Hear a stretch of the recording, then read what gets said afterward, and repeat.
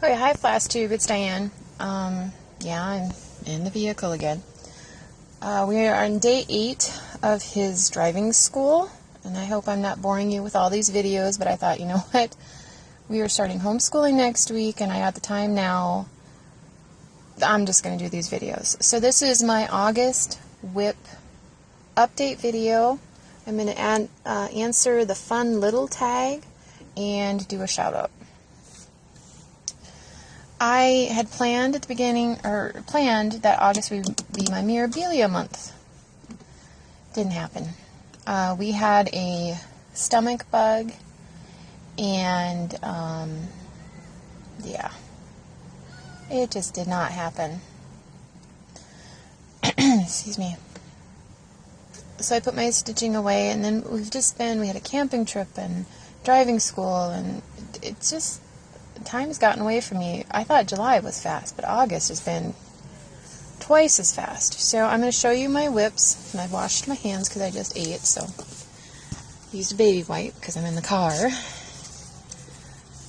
This is 14 count Jonquil Yellow, and I am part of the Mystery Summer, the driving school class, that big boom you just heard. He shows them what happens when an airbag explodes, so that's what he just did. That was that big boom, and he's probably going to have 2 or 3 more. But this is my summer mystery sow. I've used all Mo's cottons, and here on the background is called Emerald. Let me make sure that it's focusing for you. Yeah, it's focusing nicely. The weather's really weird, so I have my sunglasses on because it's sunny one minute and not sunny the next. Yeah, I know, you in the South can make fun of us. Because last week it was 95 and 74 was the dew point. And he's like, oh, that's nothing. Well, we'll be laughing at you in January when your half-inch of snow shuts down your state. Although I do agree with you on ice storms, not fun at all. But here we have Emerald as the background. Again, this is Mo's cotton. The sun is Olaf. And then I did long stitches for the rays. Instead of back stitches, I did long stitches. Here, the background is Van Gogh. I really like this background. The S is Bubblegum. And here in the background of this one is called Crush, regarding the Finding Nemo movie. And then the starfish is Tagada. Again, these are all Mo's cottons. I bought a couple grab bags, so I'm having a lot of fun stitching with them. So as I go across, I'm going to use more of Mo's cottons all the way over. I don't know which colors yet. I'll pick that when I see the pattern. But that is one whip, waiting for her to get back to us with the second part of her stitch along. I also worked on my Hobbits since last time you saw it. See if I remember their names. We have Dwalin, Nori, Thorin, Gandalf, Frodo, Dory, Bomber. Yeah, Bomber. So I have added 2 more. This is Balin, and this is Ori. So these are fun. This is from Amazing Cross Stitch through Etsy. I like their patterns a lot. They're so nice to... Well, there was another airbag that just went off. They are so nice to stitch, and especially when you're kind of stressed and you don't want to focus a lot on your piece. You want just something that you can just do and enjoy the process. Great project for that. So I have 6 more dwarves, and then I have to put the title, and I will be stitching their names, so I don't always have to look at the pattern to remember who is who. And I am part of a round robin that begins here at the beginning of September, and this is a huge piece of fabric, so please bear with me. This fabric is 27 inches. It's going to go out of focus here. 27 inches by 36 inches. Okay, It is called Garden Stars by Ink Circles. And here is what I've done. Let's see. Does that look good? Yeah. This is the largest motif. Do I have the pattern? I don't have the picture with me. I'll try and insert a picture.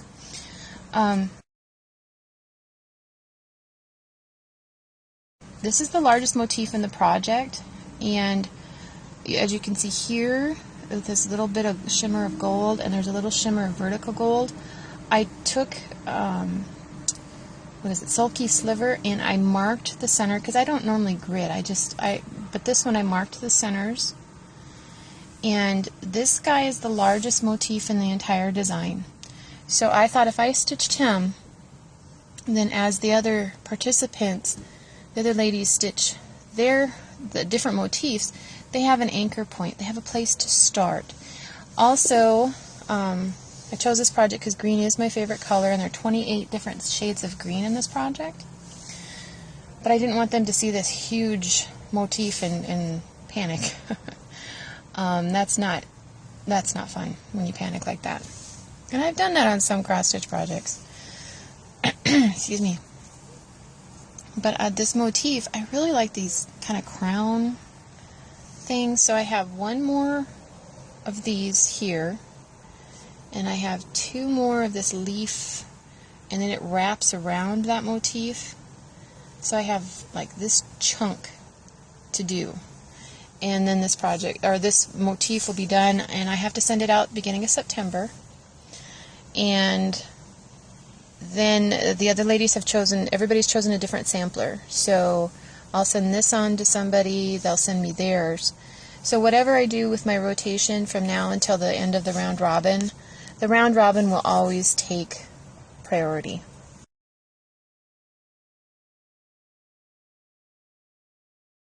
Even if that's all I can stitch on that day, it needs to be done. This color is 699 Christmas Green, and I've used almost 3 entire skeins so far. I'll be probably into here, and that'll be the end of the 3rd skein, so I'll get into the 4th skein, and this project calls for 5 skeins.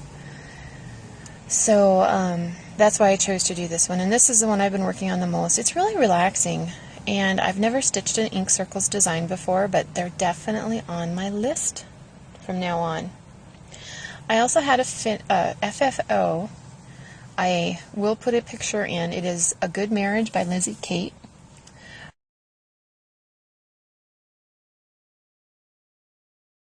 I bought the frame on July 31st.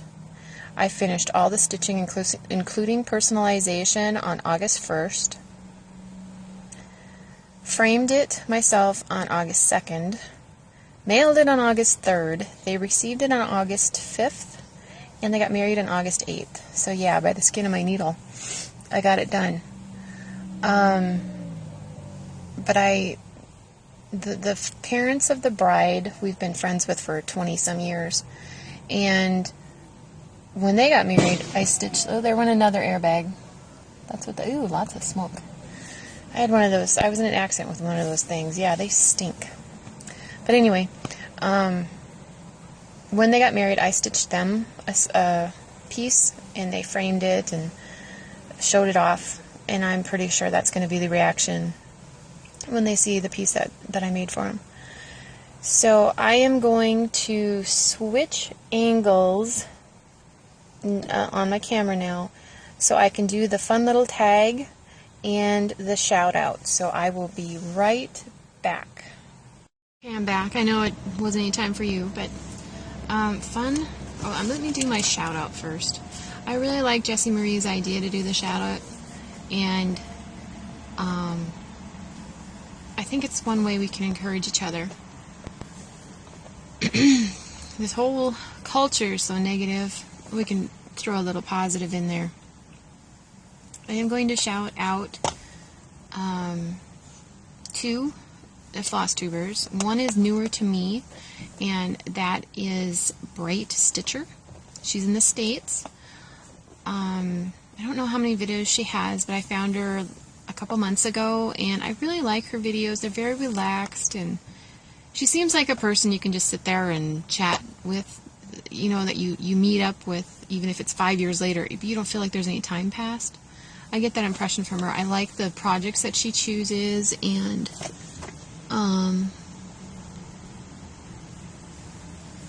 okay, I'm just seeing where the driver's side glass went. She has some adorable little ones. So I encourage you to check her out. The second person that I want to shout out to is Stitching Joanne. I mentioned her in my Cross Stitch Crazy 2016 video. Stitching Joanne often will, sorry, it's starting to rain. I need to shut the window. She has a subscription to World of Cross Stitching magazine, and I think another one, if I remember correctly. Then again, my memory's not the greatest. She will review those, and it really helps me because those come, I don't know if they are the same way in Great Britain where she's at, but here in the States those come and they're all plastic, and you can't open the cover and look at them. You can see a few of the designs on the front, but you can't open the design or open the magazine like you can Stony Creek or some of the other ones that are out there. I really appreciate that she does that, and I want to thank her for that. Please keep doing that. I also like her other videos because she often reviews different products and patterns, and then shares what she's doing in her own stitching. So my two Flosstubers are Bright Stitcher and Stitching Joanne, so go check them out. Okay, the fun little tag. I've been so busy the last few weeks, I don't know who started this, and hopefully I got the questions correctly. If I don't, I'm sorry. How do you organize floss for current projects? For current projects, here's my little box for my Hobbits. Now my Hades, I need the big box because they don't fit in here, but usually these little boxes, around me these are hard to find. I don't know why. These are hard to find, but I do know there is one store I can get them from that's an hour from me. I don't go there very often, but I like this small size because I carry my projects in these type of zippy bags. This actually is a travel luggage type zippy bag, and there are different sizes for different projects, and this actually fits in here really nicely. And it's not going to want to do it right now, of course, because it's on video. And then I can just have it all with me, the fabric, the pattern, and the box. So that's how I do for most of my projects. Now, for this mystery one, you can see I just have the skeins right there. I haven't quite figured out how I'm going to store Moe's floss. Right now they're twisted, like Denise showed in her video. I twisted them all. And that really makes a difference because you really can see the colors, but I don't know if that's going to work for me long term. We'll see. I'll figure it out. But those bags like that just work so well for me. And again, they come in different sizes. So I organize my floss on bobbins, except my specialty threads. I have those in floss-away bags for the most part. For example, when I start the Save the Stitches, I'm just going to keep them in a little pouch. I'm not going to rebobinate or anything like that. That's how I'll store them. And mean little fly. Yeah, that's how I store floss. Now, my DMC that I'm not using, I have those big, what do they call them, craft boxes or whatever. I've been doing that since I've been cross-stitching almost 25 years. So I've been doing that since the beginning. Number 2, have you dyed fabric? No, I have not. What method did you use or want to try? I don't know if I have patience to dye fabric or floss. And there are people out there who figured out the techniques and they do a really good job. So right now in my life I'm not really looking at doing that.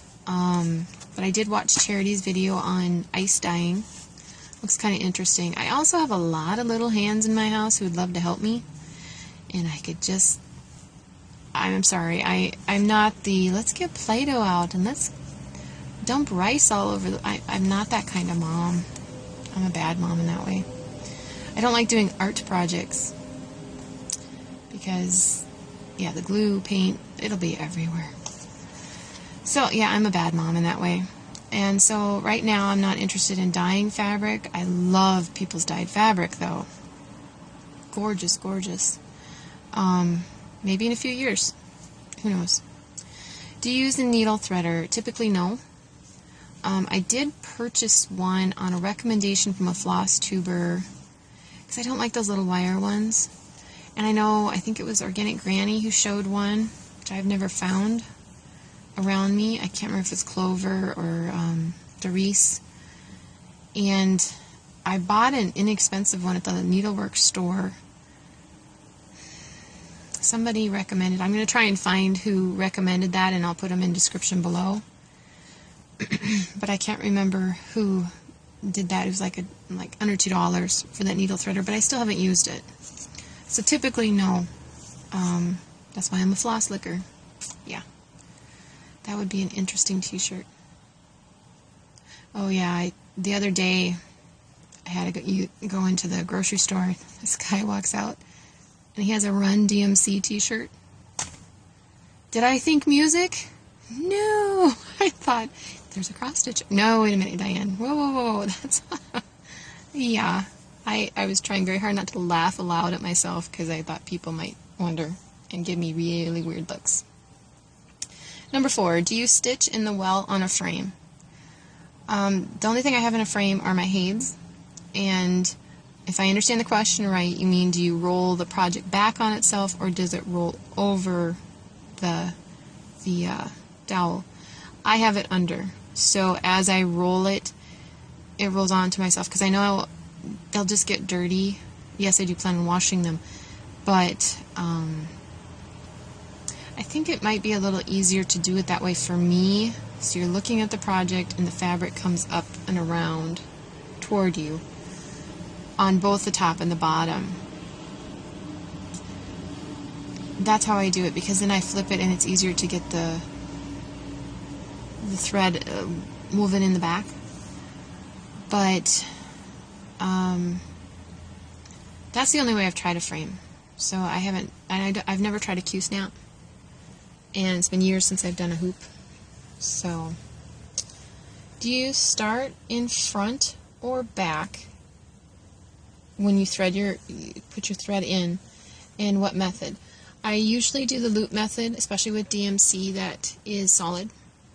Excuse me. I have a tickle in my throat. And since Carolyn showed how to use the loop method I always use the loop method from the back. I've done that for 20-some years with DMC. Excuse me. A moment. I know it's not Dr. Pepper for those in Texas. In Minnesota, we do things differently. I'll just leave it at that. No, actually, I already had my Pepsi for the day, so now I got to get my water in.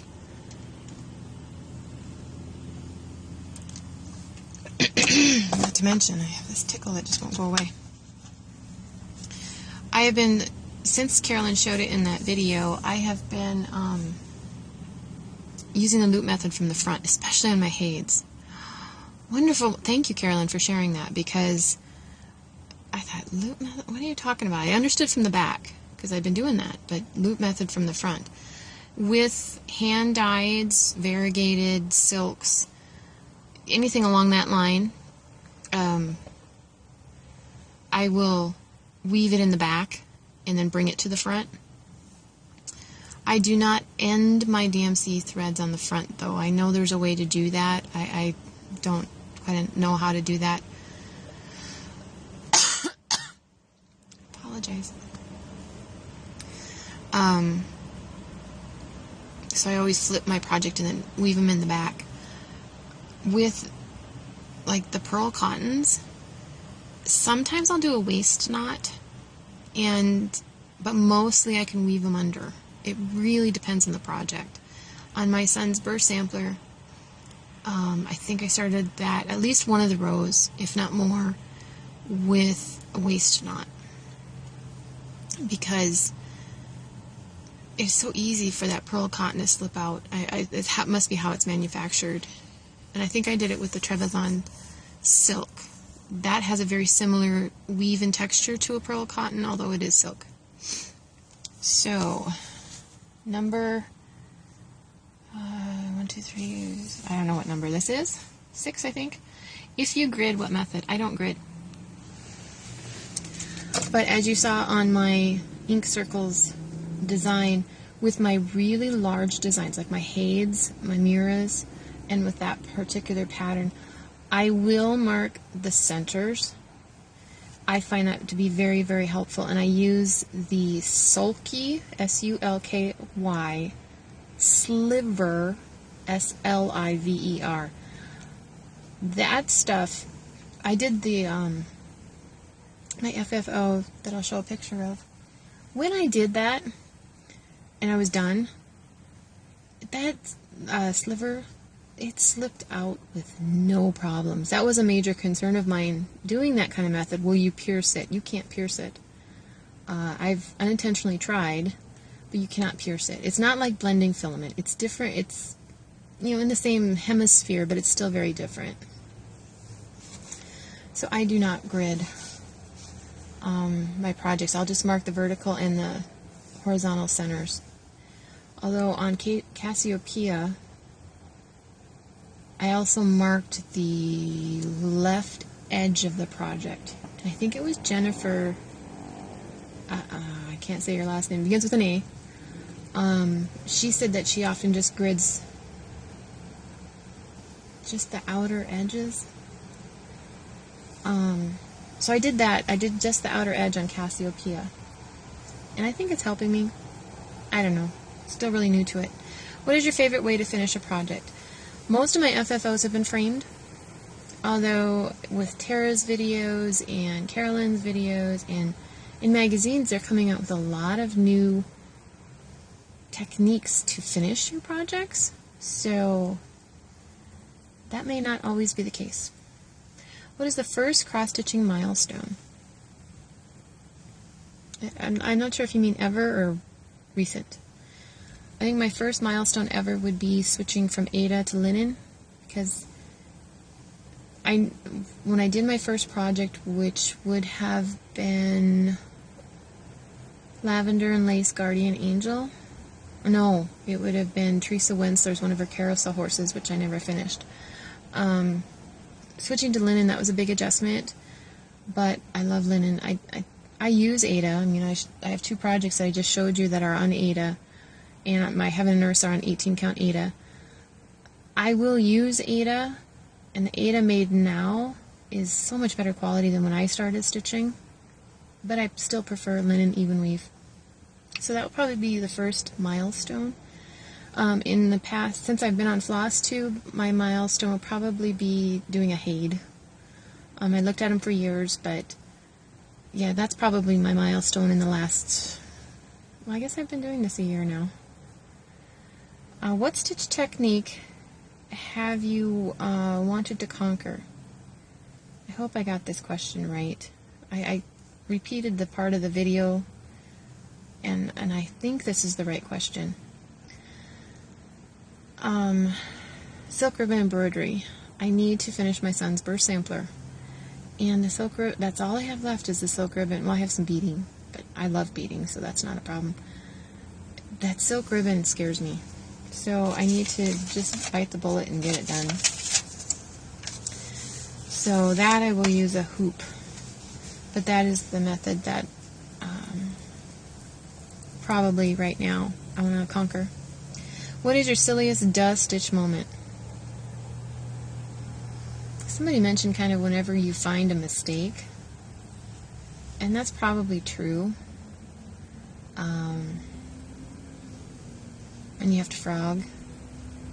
Recently, when I was doing mini evergreen, there are 2 symbols that are extremely close, and I put the wrong color in. So I was like, oh man.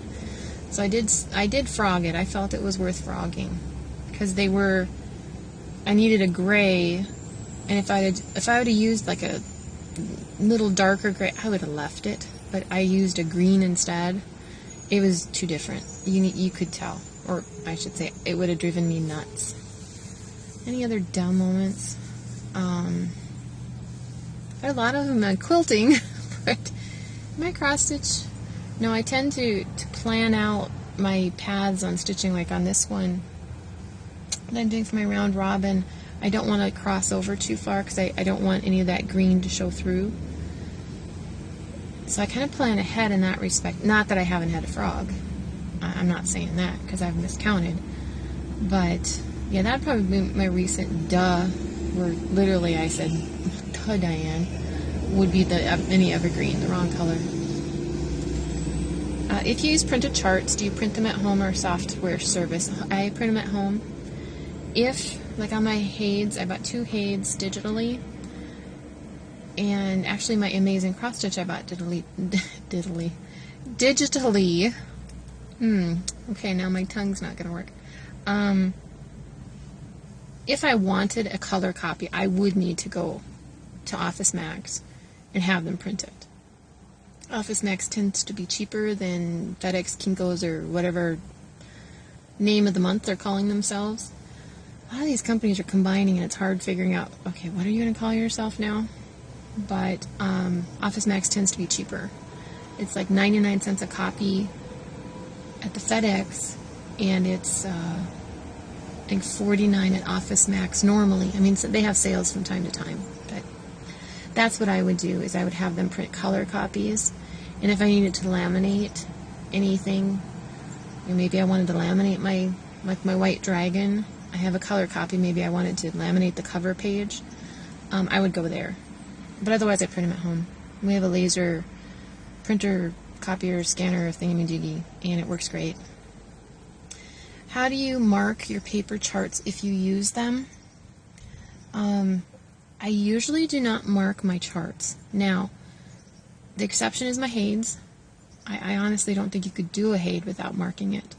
And I've been using highlighters. I've been using the parking method with my Hades, so I will have I think a yellow, and then when I actually stitch this stitch, so wherever I park my thread, and you can watch Carolyn's video on that, I'll mark it with yellow, and then when I go back and stitch, I'll mark it with green.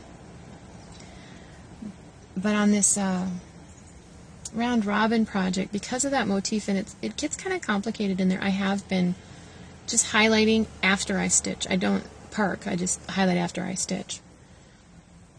But the Hobbits, I got that digitally, I printed it out, and I haven't had to mark that pattern.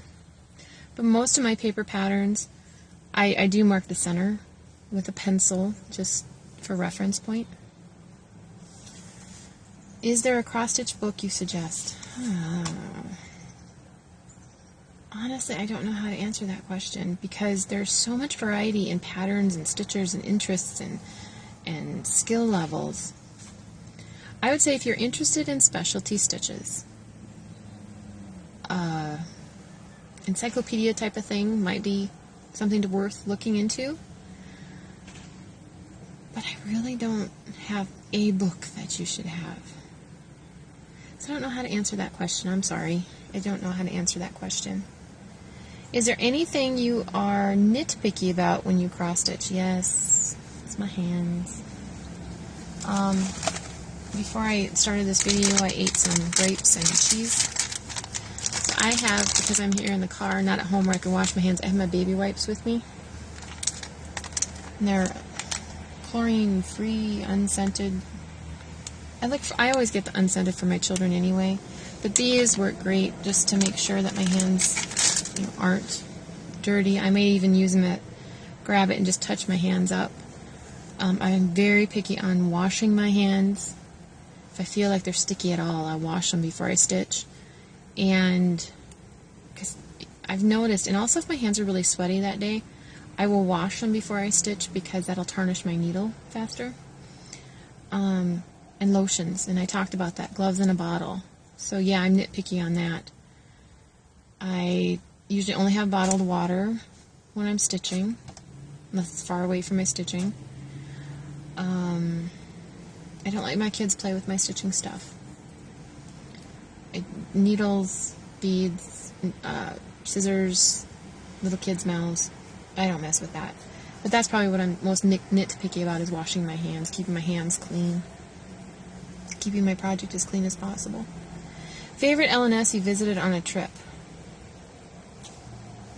I have visited quilting shops, like Missouri Star Quilt Company, quilting shops in Rapid City where my parents live.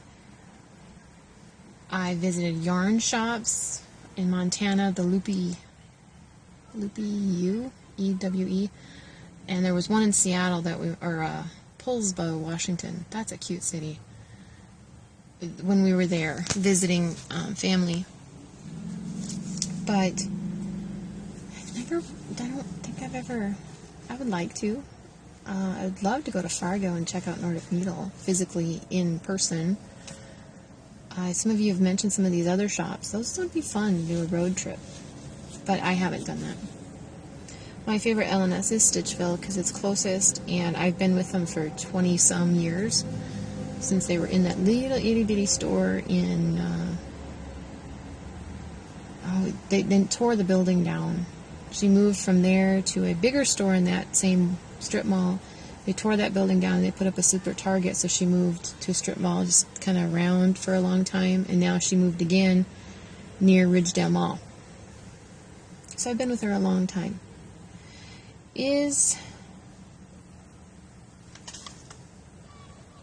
Oh, nice handwriting. Is there anything you do that takes time with your stitching but's worth it in the end?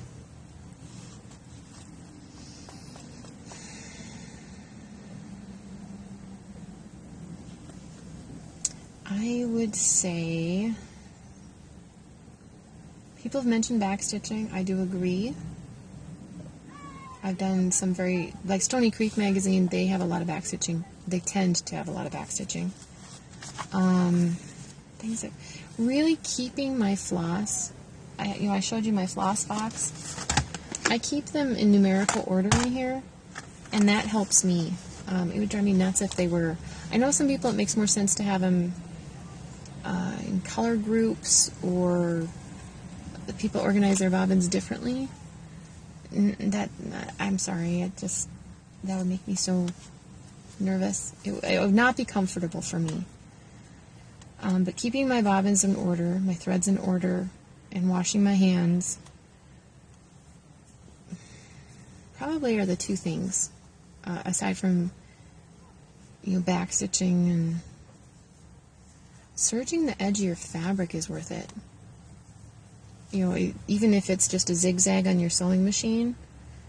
I haven't heard anybody mention that, but that is definitely worth it in the end, because it makes it so much easier to work with, and it doesn't fray as much, and when you frame it, it makes it easier too. So serging or sewing the edge, curing your edge. Somebody showed, I can't remember what her floss tube name, I know her first name, but I can't remember her floss tube name. She showed using Elmer's glue to kind of fray check, but doing anything like that I think is worth it in the end. But I think I've babbled on long enough, and he's going to be done with driving here soon. So I thank you for watching and hearing me with all these videos in the last week. And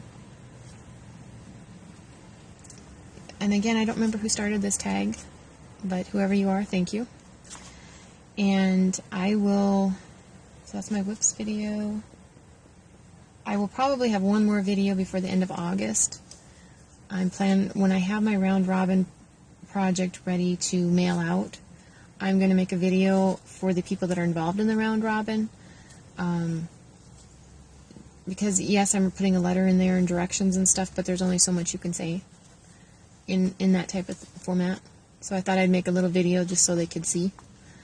But aside from that, September I plan on doing my Hades, and I will do a September update video at that time. So have a good day, and hopefully the weather's cooperating where you are.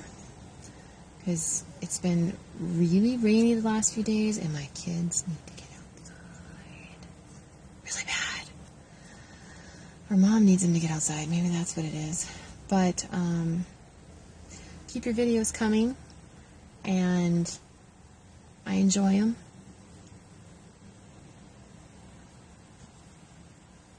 And I will talk to you soon. Bye, Flosstube.